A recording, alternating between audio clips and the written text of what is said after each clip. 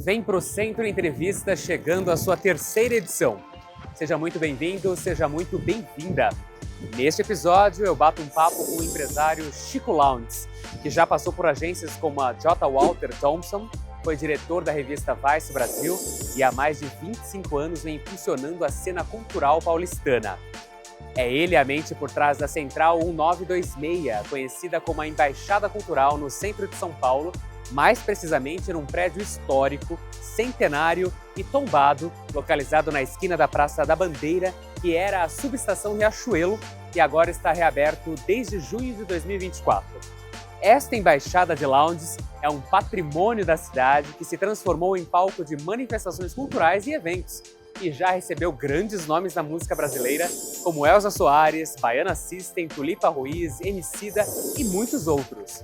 Chico Lowndes gerencia 4 unidades de negócios aqui na Central. Locação do espaço para produções audiovisuais, programação e curadoria de eventos como festas e feiras de artes, estúdio de gravação, que é um dos mais modernos da América Latina, além de agência e produtora de shows. E também Brand Experience. E Lowndes ainda é dono do Bar Âmago, que não é simplesmente um bar, mas também um espaço multicultural itinerante que acontece em diversos points do centro de São Paulo, sobretudo em prédios históricos, como o Edifício Misericórdia. Chico Lowndes veio para o centro, permanece no centro e, assim como Olivier Anquier e Facundo Guerra, que entrevistamos nas edições anteriores, está engajado em revitalizar o centro por meio da cultura. Vem comigo acompanhar esse bate-papo, tá muito legal!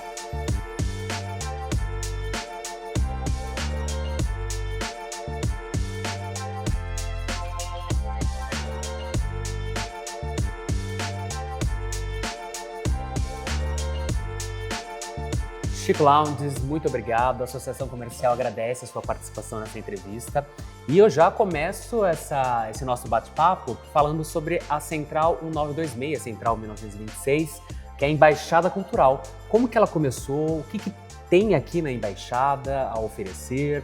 Quais são os próximos projetos, próximos desafios? Por favor. Muito obrigado pela oportunidade de conversar com vocês, a Associação Comercial, uma iniciativa muito importante, centenária, na cidade, que propõe, né, uma atuação ao desenvolvimento econômico, e Fernando por estar aqui presente.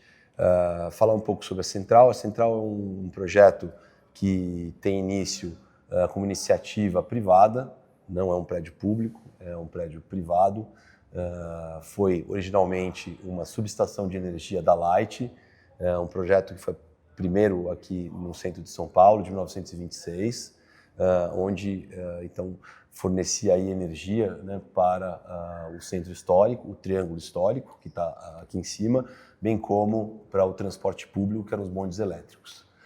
Essa iniciativa acontece por volta de 2012, com a Red Bull, tendo origem num projeto que eu tive a oportunidade de desenvolver, chamado Red Bull House of Art. O Red Bull House of Art é um projeto de residência artística que teve a sua primeira edição na Avenida São João, e depois o projeto que eu tive a oportunidade de fazer, já com o meu CNPJ, patrocinado pela Red Bull, uma iniciativa muito importante que deu início ao restauro de um prédio chamado Sampaio Moreira, que é um prédio na Líbero Badaró, que é um prédio de 1924 e que está completando 100 anos agora. E depois veio a ser solicitado para ser a sede da Secretaria Municipal de Cultura. Então, houve um movimento em busca de um novo local para sediar esse projeto. Então, se reuniu o Red Bull Music Academy, que inclusive foi um projeto que eu fiz em 2002, já se vão mais de 20 anos. Passa rápido, né? Muito rápido. E que se somou ao projeto que teve início em 2009, do House of Art, consolidando o Red Bull Station, que foi a primeira iniciativa global de um centro cultural permanente da Red Bull.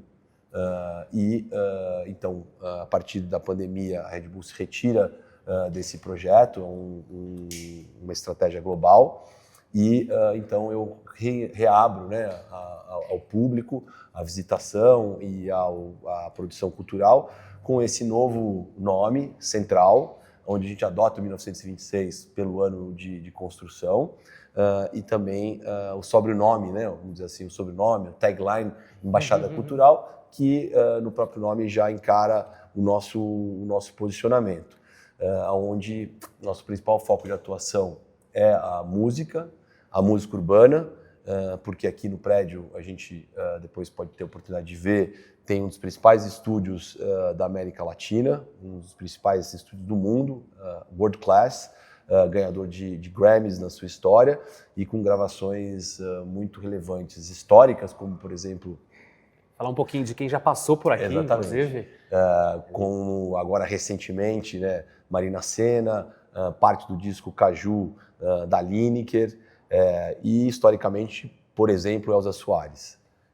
Entre outros grandes nomes, Baiana System, o próprio Emicida gravou Amarelo aqui, que ganhou o Grammy, Tulipa Ruiz, recentemente também o Memphis Depay, junto com o Raiel, que é o centroavante atual do Corinthians e um nome importante global do futebol, e que também tem uma atuação como artista, como músico, enfim, né? E me diz uma coisa, também há espaços para várias festas aqui na Embaixada, né? Sim. Conta um pouquinho para a gente como é que funcionam as festas aqui na Central. Então, a Central tem, além da música urbana, como seu principal foco de atuação e centralidade, né, onde a gente realmente dá oportunidade à manifestação da cultura periférica, e aí eu vou né, me apropriar aí de uma frase que é a periferia é o centro, onde a gente olha para isso, para a cultura negra, periférica, e dá a plataforma para essa manifestação acontecer no centro da cidade. Então hoje o hip hop, o funk, o trap, né, com a sua vertente e com a sua força da cidade de São Paulo, acontece com frequência aqui. Praticamente toda semana a gente tem alguma iniciativa nesse sentido, ou com iniciativas próprias, onde a gente empreende com labels residentes e proprietários, ou muitas vezes em parceria, ou até mesmo a gente tem a oportunidade de locar para empreendedores, para marcas que queiram também usar o espaço, as nossas instalações, para realizar eventos, festas, enfim, e outras atividades que a gente também realiza, como dentro das disciplinas que a gente atua aqui, né, como Embaixada Cultural. A gente também tem artes visuais, né, que são bastante presentes, e a gente também tem um mercado chamado Mercado Central, que é uma feira de economia criativa, onde a gente tem pequenos empreendedores, assim como marcas de maior porte e projeção que participam. E dentro desse foco a gente também tem a parte de painéis, palestras, talks, que a gente traz também alguns nomes relevantes para falar sobre algumas questões que importam para a nossa cidade. Agora, você já está há mais de 25 anos aqui nessa cena paulistana, aqui no centro de São Paulo, e também tem um projeto do Bar Âmago. Queria que você falasse um pouquinho para a gente como é que funciona, que é um bar itinerante, não é isso? Sim. São festas itinerantes. Eu tenho um vínculo muito próximo com a cidade, eu sou um paulistano, eu sou nascido e criado aqui. Tive, felizmente, a oportunidade também de morar em outras capitais no mundo, mas São Paulo é o que faz meu coração bater mais forte, e eu, como tenho essa possibilidade de ajudar o desenvolvimento econômico e social da cidade, eu me coloco como um aliado, né, um agente de transformação. Meu primeiro emprego foi na Ipiranga com São João. Eu trabalhei numa corretora na época, então clássico cruzamento. Eu começo minha vida ali e depois trabalho na Praça da República, na Rua Aurora. Enfim, eu tenho uma história muito próxima da cidade e minhas iniciativas começam aqui muitos anos atrás, além desses projetos que eu citei aqui no começo da nossa entrevista. Eu participei também de um projeto no Largo do Paissandu. Hoje a gente mantém uma iniciativa na Dom José de Barros e em parceria com a Soma Uma, que é uma incorporadora, uma empresa de desenvolvimento imobiliário e, vamos dizer, urbano. Retrofit, né? Faz retrofit, principalmente na mudança de edifícios comerciais para residencial.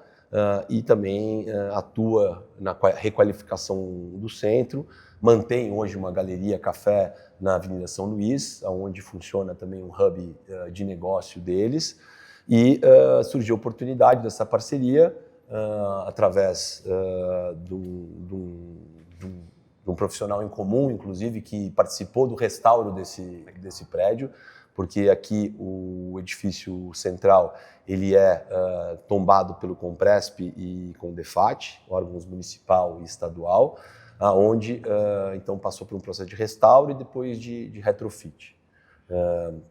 E então houve essa conexão e viabilizamos num projeto no edifício Misericórdia, que na verdade vai ser lançado agora com um projeto chamado Tebas, né? O edifício vai ser rebatizado, porque ele não chama na verdade edifício Misericórdia, né? Ele na verdade acabou ganhando esse nome em função da sua localização, né? Na verdade ele tem um outro nome da família que construiu, mas vai fazer essa homenagem ao arquiteto autodidata, né? Que construiu inclusive a fonte que existia no Largo da Misericórdia. E eu acho muito importante que a gente tenha esses lugares de memória, né? A cidade só existe através da sua própria história e que essa história seja propagada, que a população possa ter acesso a ela. No edifício onde a gente ocupou, o Âmago, né? Um bar, na verdade um clube, membros e pessoas que se interessam por arte e música. Um projeto cultural. Né? Um projeto cultural, mas que tinha na sua finalidade principal um clube ligado à cena underground de música eletrônica. Foi um projeto pop-up, ele acaba de se encerrar essa semana, e até porque vai dar lugar a uma iniciativa da Design Week, que também vale falar. Sim, desde 2021 ela passa a ocupar o centro e ganha uma relevância, eu acho, muito maior do que quando acontecia numa rua de decoradores, num lugar privilegiado da cidade. A descentralização dessa iniciativa acho que traz uma importância cultural para o acontecimento. Isso passa a acontecer agora a partir da semana que vem. E o Âmago, então, está em transição para um novo espaço, para um novo local. A gente tem olhado alguns imóveis com essas características históricas ou de arquitetura que tenha relevância, e existem 2 espaços já selecionados, onde a gente está tomando a última decisão, mas a gente ou vai seguir na Sé ou a gente vai migrar para a República. Bacana. E ficou lá no Misericórdia por 6 meses, é isso? Isso, é uma iniciativa que teve 6 meses de operação, um pouco mais de duração entre o início de reformas, adequações para sua realização. Inclusive, é um outro movimento além do seu, que chama Vem para o Centro. A gente fez lá um encontro de um outro movimento chamado Viva Centro. Todos pelo Centro. Todos pelo Centro, desculpa. Todos pelo Centro. E até o Vivo Centro eu participei também, por isso que eu confundi, inclusive. O Vivo Centro é um movimento que... E todos os nossos parceiros também, viu? Foi fundado em 1991, exatamente quando eu começo a trabalhar. Eu estava me formando ali, saindo da faculdade nesse momento. Um pouquinho antes até, eu começo a trabalhar ainda como trainee, ainda estava estudando. E então eu ingresso no movimento Vivo Centro, que estava localizado ali na sede do Bank of Boston, que na época era o Henrique Meirelles, era o presidente, e que era no Vale do Angabaú, ali esquina com a São João. Então acho que são movimentos de associações de iniciativa muito importante que estão tentando buscar essa história, então já faz bastante tempo, de 91 até hoje, a gente está falando aí de muitos e muitos anos, para conseguir consolidar essa mudança e essa retomada do centro, que a gente pode dizer hoje está muito mais seguro, está muito mais com uma zeladoria presente, iluminação pública, o transporte público funciona, uma região mais bem servida da cidade em todos os aspectos, seja por parte da educação, saúde, enfim. Então a gente tem que vencer essa barreira acho que principalmente é uma iniciativa também de relações públicas, de conseguir comunicar para a população essa mudança. Você levantou agora uma questão da segurança, da iluminação, dessa nova fase do centro. A gente fez uma pesquisa em 2024 com alguns empresários, empreendedores, para levantar exatamente isso, né? Se houve uma melhora ou não. Os empresários falaram que sim, principalmente nos quesitos segurança, iluminação e zeladoria. Então, você concorda com essa pesquisa, com esses resultados? Concordo com a pesquisa. Eu acho que a gente tem passado por uma transformação importante. Eu acho que também a questão imobiliária que vem, né, originado de um até questionável ou não, do ponto de vista de urbanismo, do plano diretor de 2014, eu acho que está aí na cidade mostrando força, trazendo investimentos. Então aqui a gente pode depois ter a oportunidade de olhar o entorno e ver um dos maiores edifícios da cidade, com altura de praticamente são 40 andares, e aqui no nosso entorno a gente tem mais do que 1.000 habitações desde que eu reabri aqui em março de 2021, né? Estamos completando 3 anos no pós-decreto da volta dos eventos, né?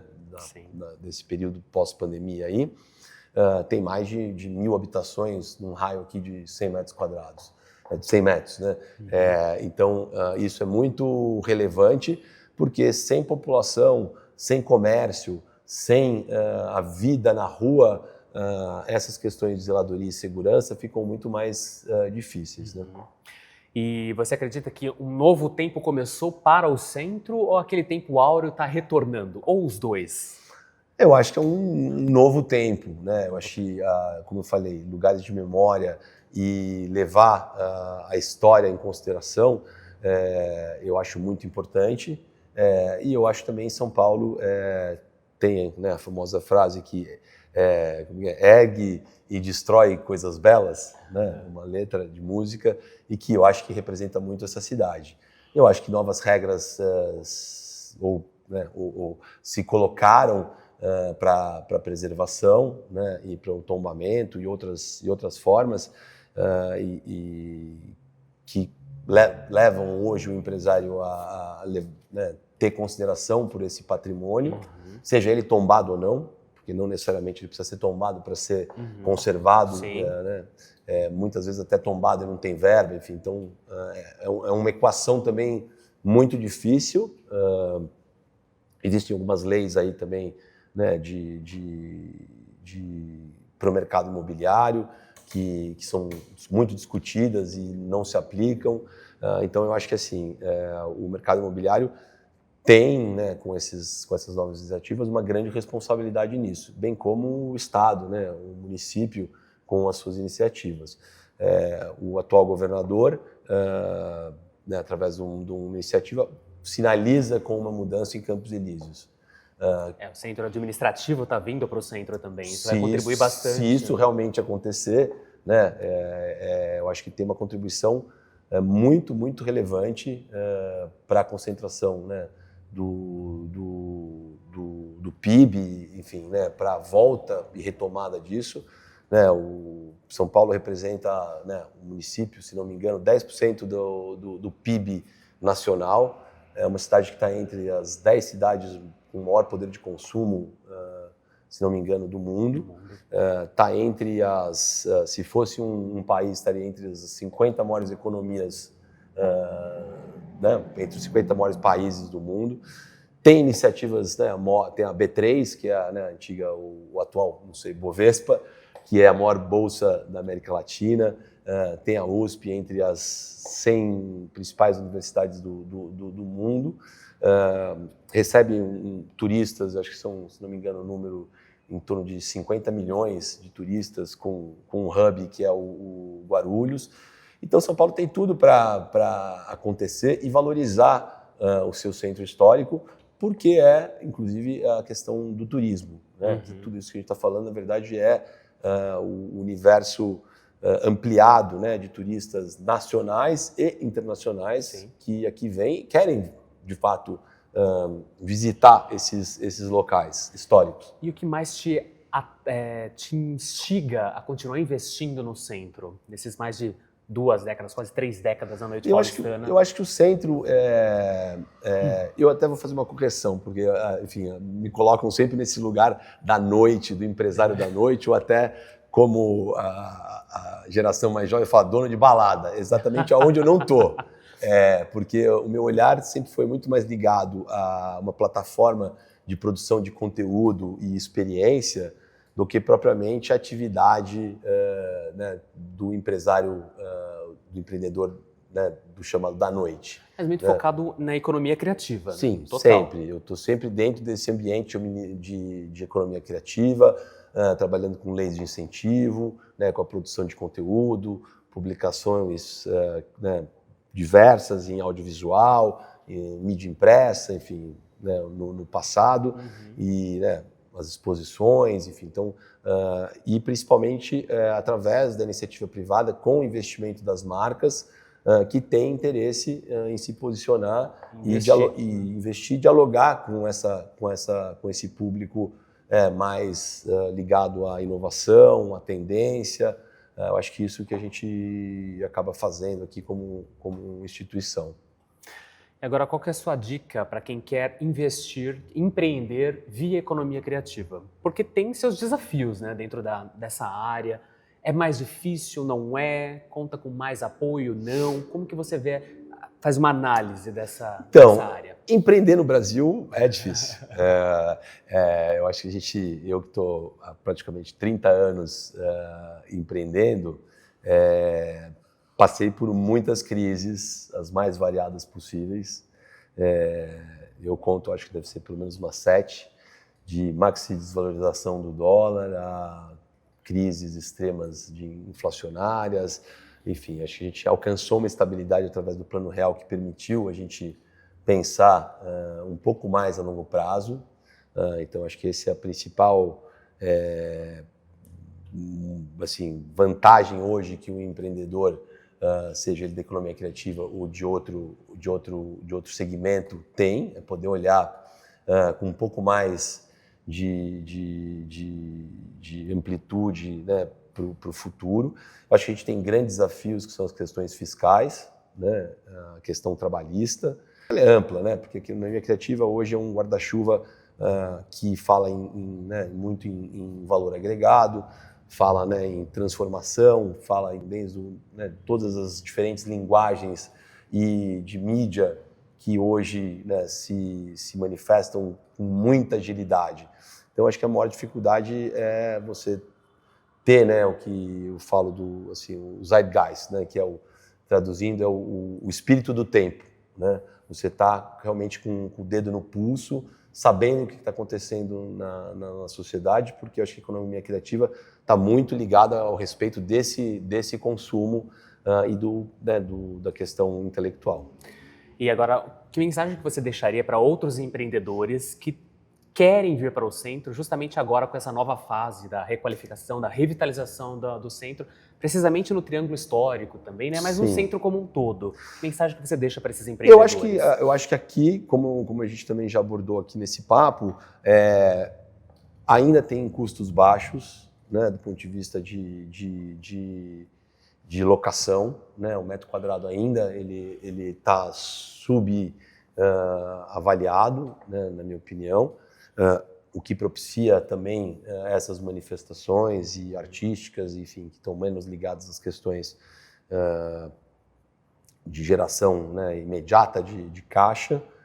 Então, acho que também a melhoria dessas condições, né, de segurança, iluminação pública, zeladoria, vem fazendo diferença, assim como também essas iniciativas de residência popular permitem também que a mão de obra more perto e acesse com mais facilidade o trabalho, seja também pela malha de transporte público, né, que consegue fazer com que as pessoas cheguem, né? Aqui a gente está no Terminal Bandeira, a gente está na porta do metrô Angabaú, ou seja, tem um acesso facilitado.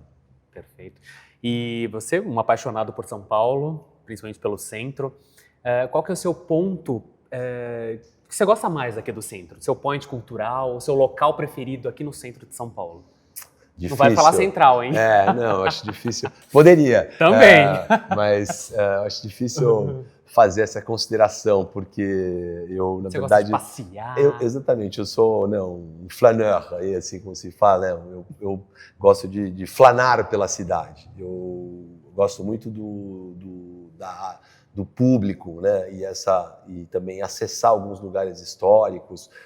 Eu gosto dessa diversidade, eu acho que esse é a minha principal interesse na cidade, é a diversidade que tem, né, cultural, a diversidade em toda a sua amplitude. Você pode estar, né, no alto e baixo, nas mais diferentes camadas de cultura, de poder econômico. Então, assim, eu sou capaz de ir do Casrolha ao botequim da esquina. Você anda muito por São Paulo a pé? Ando muito, muito, muito. Eu não tenho carro, né? Não tenho carro já há muitos anos. Eu ando muito em transporte público, né? Então isso já faz com que você se desloque naturalmente a pé, né? Para acessar os diferentes locais onde você vai fazer aquele segundo modal ali do transporte, seja ele rodoviário com os ônibus, ou seja ele, né, de trilhos aí com o metrô. E isso me faz andar muito pela cidade e conviver com ela, o que me dá mais prazer. E quando você anda, você, né, tem diferentes olhares, né? Muitas vezes, vindo para cá hoje, fui infelizmente a um cartório na Avenida São Luís e vim andando normal, porque é do lado. Parece que é outro, né, assim, você fala, pô, a República, a Avenida São Luís, não dá 800 metros daqui lá a pé.